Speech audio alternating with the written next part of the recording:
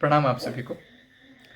मेरा नाम पार्थ है और मैं पुणे के हिंजेवाड़ी क्षेत्र में रहता हूँ और मैं आईटी सॉफ्टवेयर कंपनी में एक सॉफ्टवेयर डेवलपर की पोजीशन पे कार्यरत हूँ। मैं बेसिकली सुरेंद्रनगर गुजरात से हूँ और बॉर्न एंड ब्रॉट अप में पूरा गुजरात का ही रहा है और जॉब की वजह से मैं 2016 से पुणे में कार्यरत हूँ। अगर मेरी आत्मिक अनुभूति की बात करी जाए तो एक ऐसा विषय है कि इसमें क्या बोलूँ क्या छोड़ दूँ, इसलिए कहते हैं कि कौन कौन गुण गाऊँ गुरु तेरे, कौन कौन गुण गाऊँ, क्योंकि गुरु की उतनी असीम कृपा रही है कि मतलब मैं कैसे बताऊँ उसको, मैं शब्द में शायद वर्णन नहीं कर सकता, क्योंकि ये अनुभूतियाँ हैं, ये अनुभव ही की जा सकती है।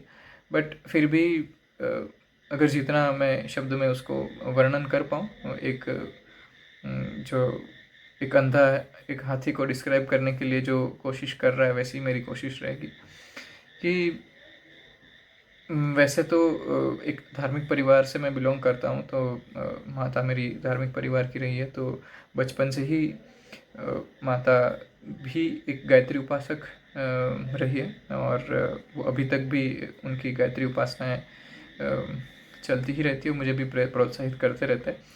तो बचपन से ही उनका भी जैसे गायत्री माता के प्रति उतनी श्रद्धा रही थी और उनकी प्रेरणा भी अक्सर देते थे कि ये गायत्री मंत्र जाप करना चाहिए ताकि आपके अच्छे नंबर आएंगे, आप अच्छा स्कोर करोगे, आप टॉपर रहोगे, ये सब चीज़ों फुसला फुसला के ये सब चीज़ें होती थी।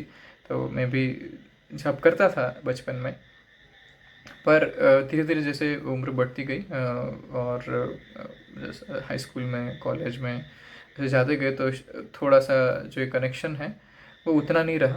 और जब फॉर्चुनेटली कॉलेज में मेरा प्लेसमेंट्स भी हो गए और उसके बाद मैं पुणे में भी जॉब करने के लिए आ गया, तब तब भी चीज़ें बहुत ऐसे एकदम नॉर्मल ही चल रही थी, ना ऐसा कोई गायत्री परिवार, ना कोई और स्पिरिचुअल ऑर्गेनाइजेशन के साथ कोई जुड़ा हुआ, ऐसा कुछ ज़्यादा खास था नहीं। और कोविड का जो टाइम था वो मेरी लाइफ का टर्निंग पॉइंट रहा, क्योंकि तभी हम लोग फिर से वापस सब वर्क फ्रॉम होम करने लगे, घर पे रहने लगे। वैसे में ही मेरे वहाँ के जो पुणे के क्षेत्र के एक परिजन थे, जय भाई मेहता। मैं मतलब मेरे घर के थोड़े नज़दीक ही गायत्री शक्तिपीठ है, तो वहाँ आना जाना होता था। तो जब जब आना जाना होता था तो ये जो परिजन है जय भाई मेहता, वो हमें मिलते थे, अलग अलग विषय में बातें करते थे, फिर स्पिरिचुअलिटी धर्म वगैरह की बातें आती थी। बड़ा बड़ा अच्छा लगता था उनसे बात करके, उनकी पर्सनालिटी, उनकी ओरा, तो सबसे बड़ा मैं मतलब प्रभावित रहता था। और वो भी इतने कर्मठ और सन्निष्ठ गुरुदेव के शिष्य थे कि वो हम सबको जो है युवाओं को बहुत प्रेरणाएं देते थे, बहुत जो है लाइफ की अलग अलग चीज़ें और उनकी अलग अलग अनुभूतियाँ बता के हमें बहुत प्रोत्साहित करते थे कि स्पिरिचुअलिटी एक ऐसी चीज़ है कि उसको आप जीवन से कम नहीं कर सकते। तो वैसे उनकी बहुत सारी प्रेरणा रही थी। तो एक बार मैंने उनको बताया कि मुझे ऐसे ही कहीं जो है गंगोत्री गोमुख साइड घूमने जाना है, क्योंकि तब मैं एक ऑटोबायोग्राफी ऑफ अ योगी करके एक पुस्तक पढ़ रहा था। तो वैसे उसमें बहुत सारी फैसिनेटिंग चीज़ें भी मैं पढ़ रहा था, वो देख के ऐसा हुआ कि चलो हम भी कुछ एक्सप्लोर करते हैं सब चीज़ें। तो उन्होंने बताया कि अगर वैसे ही आपको हिमालय साइड घूमने जाना है, सब करना है, तो उससे बेटर है अगर आप कुछ ढूंढ रहे हो अपने जीवन में, या आप अपने आपके लाइफ का पर्पस ढूंढ रहे हो, आपको ऐसा फील हो रहा है कि मुझे कुछ बदलाव चाहिए, तो आप एक काम करिए। एक जो है हरिद्वार में शांति कुंज करके गायत्री परिवार का हेडक्वार्टर है, आप वहाँ पे जाइए और जो है सिंपली वहाँ पे जाइए, कुछ दिन रहिए, जब तक जितना आपको ठीक लगता है, बाकी निकल जाए, बाकी आपको जहाँ घूमना है घूमिए। मैंने बोला ठीक है। अभी तक ऐसा था कि मैंने गुरुदेव माता जी की फ़ोटो बहुत सारे शक्तिपीठों में, बहुत सारे गायत्री मंदिर जहाँ होता था उनकी फ़ोटो देखता था, तो मुझे लगा कि मतलब है कोई ये गायत्री परिवार के स्थापक और ये इन्होंने गायत्री उपासना करी है, तो हर जगह उनकी फ़ोटो है, तो ठीक है। तो मैं ऐसे ही उनके कहने पे मैं चला गया शांति कुंज। अब शांति कुंज गया तो मेरा तो ऐसे प्लान था नहीं वहाँ रुकने का, ऐसे घूमने ही निकला था मैं। बट गया तो फिर मुझे लगा चलो इधर रुक ही जाता हूँ। तो मैं लगभग लगभग एक साथ 8 दिन वहीं पे रुक गया। पहली बार गया 2022 में, और 8 दिन वहीं पे रुक गया। वहीं पे रुक गया तो तब मन भी हो गया कि अब 8 दिन रुक ही रहा हूँ तो मैं अनुष्ठान भी करूँगा। गुरुदेव की प्रेरणा रही होगी तो अनुष्ठान भी वहाँ पे पहली बार वहाँ पे हो गया। तो ये सब करते करते हुआ ये कि मेरा जो अंतरात्मा है, मतलब मैं मतलब इनर सेल्फ की अगर मैं बात करूँ तो बहुत अंदर एकदम ऐसा होता है ना कि कुछ अंदर से कुछ झकझोर रहा है, ऐसा होने लगा कि बहुत सारा बदलाव अंदर जो है उमड़ने लगा। मन के अंदर बहुत बहुत ज़्यादा सात्विकता उभरने लगी। ऐसा होने लगा कि मतलब बार बार मैं अपने आप को इवेल्युएट करना शुरू हो गया कि सेल्फ अवेकनिंग या सेल्फ अवेयरनेस में कहूँगा, वो चीज़ें जागृत होने लगने लगी मुझे। तो बड़ा अच्छा लगा। उसके बाद तो फिर मैं घूमने भी थोड़ा गया, केदारनाथ, बद्रीनाथ, और फिर सबके बाद लौटने के बाद दिमाग में एक चीज़ तो बैठ गई कि कुछ तो है, ये चीज़ें कुछ तो है इन सब में बात। और फिर गुरुदेव की बहुत सारी पुस्तकें मैंने आने के बाद बहुत सारी पुस्तकें पढ़ी, और धीरे धीरे मुझे मिशन समझ में आने लगा, गुरुदेव का प्रेरणा है। क्योंकि गुरुदेव की पुस्तकें हम सब ने पढ़ी होगी तो आप भी जानते होंगे, जब पुस्तकें पढ़ते हैं तो क्या वो अपना एक आत्मा जो है, गुरुदेव अपना एकदम दिल जो है अपना खोल के रख देते हैं। तो ये सब पढ़ते पढ़ते मुझे बड़ा बड़ा अच्छा लगने लगा, और इतना जुड़ा होने लगा कि ये मतलब मेरे से ही बात कर रहे हैं कोई। उनके हर एक पुस्तक की हर एक लाइन ऐसा लगता है कि वो मुझे कह रहे हैं, कुछ मेरे अंदर से वो बोल रहे हैं। तो ये ऐसे जुड़ाव मेरा बहुत बढ़ता गया। मतलब मैं कहूँ कि साहित्य ही वो चीज़ थी जिससे मेरा एकदम एक स्टीप जो है इंक्लिनेशन गुरुदेव के प्रति हो गया। और ये सब जब चल रहा था तो इन बिटवीन 2023 में मेरी शादी भी हुई, और मेरी पत्नी भी धार्मिक स्वभाव की है, और उनके भी घर से जो है गायत्री परिवार के साथ जुड़ाव था ही। तो शादी होने के बाद भी हम 2023 दिसंबर में फिर से शांति कुंज आए। उन्होंने भी गुरुदेव और शांति कुंज की चेतना की अनुभूति की। उनका भी जो है मतलब ये गुरु कृपा ही कहूँगा कि एक ऐसा पार्टनर मिलना, और उसके साथ साथ दोनों को एक ही जो है एक ही साइड इंटरेस्ट होना, ये इस समय में बहुत मुश्किल है, और ये चीज़ बहुत रेयर देखी जाती है। बट मैं फॉर्चुनेट था उस मैटर में। तो ये सब चीज़ें मेरा जो गुरुदेव के प्रति जो जुड़ाव है वो बढ़ता गया, मेरी पत्नी का भी बढ़ता गया। तो हमने धीरे धीरे सोचा कि गुरुदेव, क्योंकि गुरुदेव की पुस्तकें ही थी, तब तक मैं किसी परिजन से नहीं मिला था पुणे के, कि वो ही मुझे अंदर से झकझोर रही थी। तो वैसे में ही जब सारा कोविड ख़त्म होने के बाद सारा चीज़ें ओपन हो गई, ऑफिस शुरू हो गई, मैं पुणे वापस आया। क्योंकि गुरुदेव के साथ अब मैं जुड़ चुका था, तो मैं सोचने लगा कि पुणे में क्या गायत्री परिवार एक्टिव होगा, लोग होंगे नहीं होंगे। ऐसे ढूंढते ढूंढते मुंबई के एक परिजन के थ्रू मुझे यहाँ के आदरणीय रोहित भैया का कांटेक्ट नंबर मिला। तो रोहित भैया ने फिर मुझे पुणे गायत्री परिवार से एक ट्री प्लांटेशन एक्टिविटी हो रही थी वहाँ पे, उन्होंने इनवाइट किया। मैं वहाँ पे गया तो बहुत सारे भैया लोगों से मिला। फिर वही दिन पे अखंड जाप भी था, तो मैं उस अखंड जाप में भाग लेने गया। तो मैंने देखा कि इतने सारे परिजन वहाँ पे मौजूद थे, और बहुत सारे उसमें से जो है लगभग मुझे 90% से ज़्यादा तो मुझे युवा लोग ही मिले। और उन सब से भी बातें करके मुझे पता चला कि ये सब भी आईटी या सॉफ्टवेयर या बहुत बड़ी बड़ी अलग अलग इंडस्ट्री के अंदर बहुत अच्छे अच्छे पोजीशन पे ये सब लोग ऑलरेडी कार्यरत है। और ये देख के तो मैं बड़ा दंग रहेगा कि ये सब होने के बावजूद भी ये लोग इतना ज़्यादा स्पिरिचुअलिटी से जुड़े हुए। मुझे तो और जो है बल मिला, और भी ज़्यादा प्रेरणा मिली इन सबको मिलकर। और ये सब तो फिर भी चलो मान लिया, बट उसके बाद जो सबसे ज़्यादा मुझे मतलब सुखद आश्चर्य वो हुआ कि सभी भाई बहनों के बीच में जो आत्मीयता मैंने देखी, जो स्नेह देखा, जो सद्भाव एक दूसरे के प्रति देखा, वो मुझे मतलब एक मैं कह सकता हूँ कि मेरे दिल को छू गया।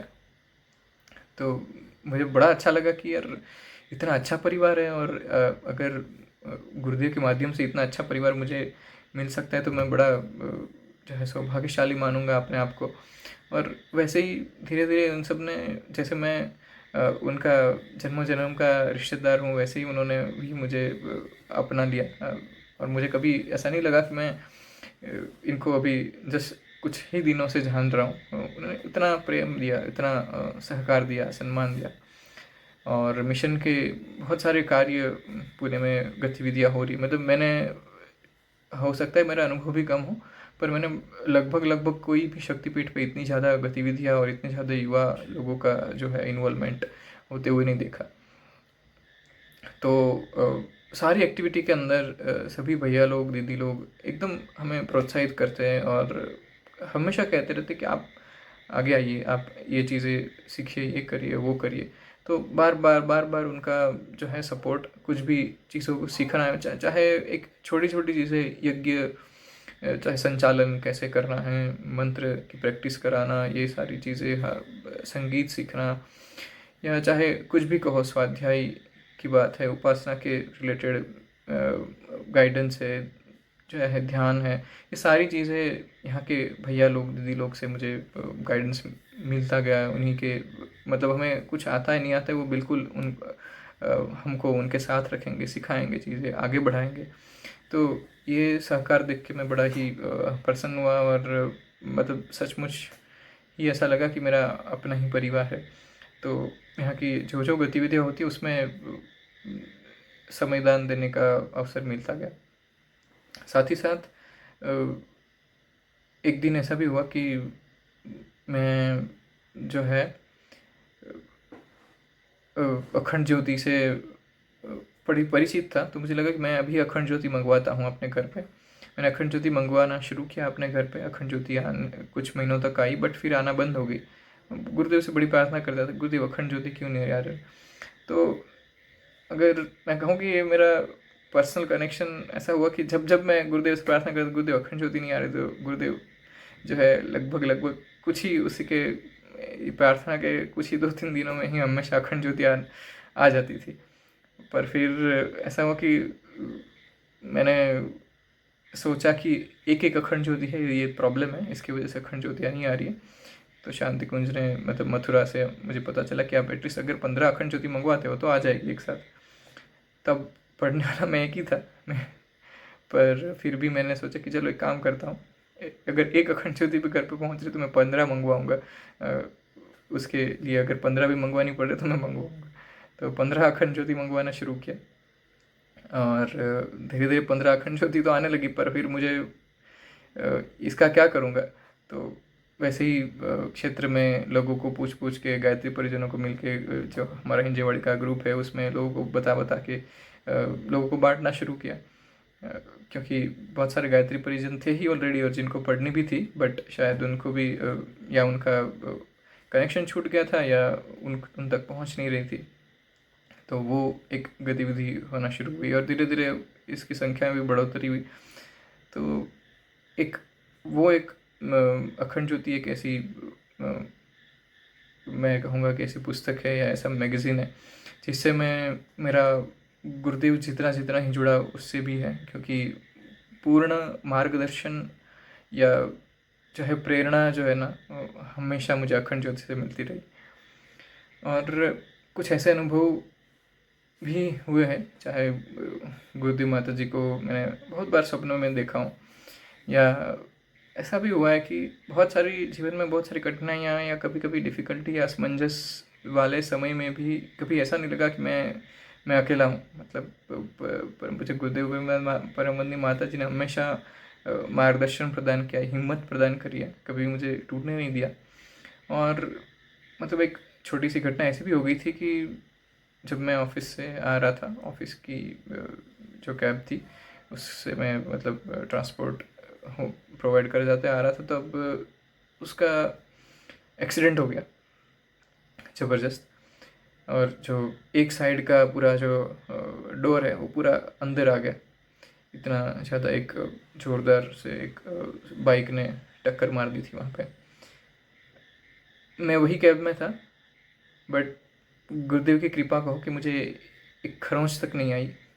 और मतलब मैं वही डोर पे बैठा था, उसके जस्ट 2 मिनट पहले, बस 2 मिनट पहले ही मुझे दिमाग में आया कि यार मैं इस साइड बैठता हूँ, ये वाली विंडो की साइड, इस साइड से देखता हूँ थोड़ा विंडो के बाहर, ऐसा ही मन में हुआ और मैं इस विंडो से लेके इस विंडो पे शिफ्ट हो गया। और बस उसके जस्ट 2 मिनट के बाद एक ज़बरदस्त वो एक्सीडेंट हुआ, और वही विंडो पे जो है बाइक टकरा गई जिस पे मैं पहले बैठा था। मेरा बचाव ये हो गया कि मैं दूसरी विंडो पे शिफ्ट हो गया था, तो मुझे कुछ हुआ नहीं। तो मतलब ऐसा होता है ना कि ये क्या प्लान गुरुदेव का रहता है कि हमें कैसे भी करके कोई भी सिचुएशन के अंदर वो सेफली हमारे सतत उनका रक्षण संरक्षण प्रदान करते। तो ये बार बार बार बार बार बार महसूस होने लगा। तो बस यही है मेरा जो अनुभव रहा है। और अंत में मैं इतना कहूँगा कि मतलब अभी जो भी है, जितना भी है, और जो भी चीज़ें चल रही है, मतलब गुरुदेव की कृपा है। और जीवन को मैं बड़ा धन्य मानता हूँ कि जीवन में ऐसे गुरु मिले। और जैसा कि गुरुदेव ने आश्वासन दिया है कि तू बस मेरा काम कर, मैं तेरा काम करूँगा। तो ये अनुभूति मुझे पल पल पर, हर एक क्षण पर हुई है। जब भी गुरुदेव का कार्य करने की कोशिश भी करते हैं तो गुरुदेव, हम एक कदम चलते हैं तो वो 10 कदम चलते हैं। तो बस यही है मेरी आत्मिक अनुभूति। आप सभी को सादर प्रणाम। मुझे मौका देने के लिए धन्यवाद।